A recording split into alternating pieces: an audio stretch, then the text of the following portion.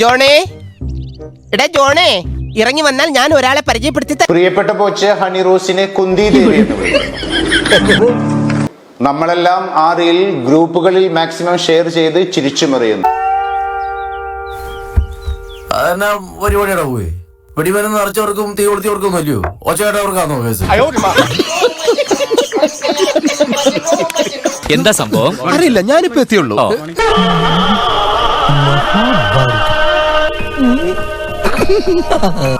കഥ ഞാൻ പറഞ്ഞു തരാം. മുഴുവൻ കഥ പറയണമെങ്കിൽ 2 തലമുറയുടെ കഥ പറയേണ്ടി വരും. ഈ മഹാഭാരതം സീരിയലില് മുമ്പ് ഒരു കഥാപാത്രമുണ്ട്. ആ ഒരു സുന്ദരിയായ അധികം അങ്ങോട്ട് പൊന്തിക്കണ്ട. ആ ഒരു സുന്ദരിയായ കഥാപാത്രം আমার ইনি কুয়োড়ো ഇനി കോസർ അവര് കുന്തി ദേവിയുടെ റോളാണ് എടുത്തിട്ടുള്ളത്.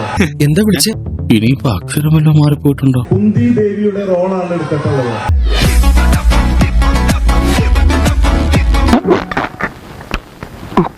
കുന്തി ദേവിയുടെ റോളാണ് എടുത്തിട്ടുള്ളത്.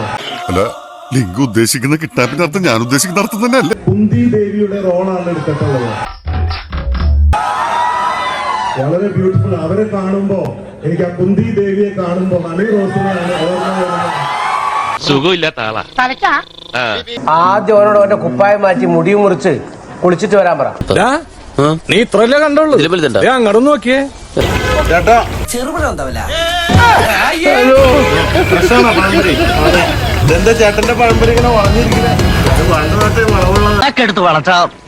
എന്തെങ്കിലും നല്ല 2 വർത്തമാനം തന്റെ വായിന്ന് കേട്ടത് എനിക്ക് ചത്താ മതിയായിരുന്നു. ഇതൊക്കെ എന്ത് ഞാനൊക്കെ പറ്റുമല്ലേ? സിബും ബട്ടനൊക്കെ ഉണ്ടോ?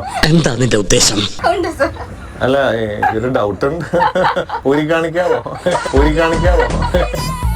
നിങ്ങളെപ്പോലുള്ള പിള്ളേര് കുറച്ചുകൂടെ റെസ്പോൺസിബിളായി പെരുമാറണമെന്ന ഇച്ചായന്റെ അഭിപ്രായം.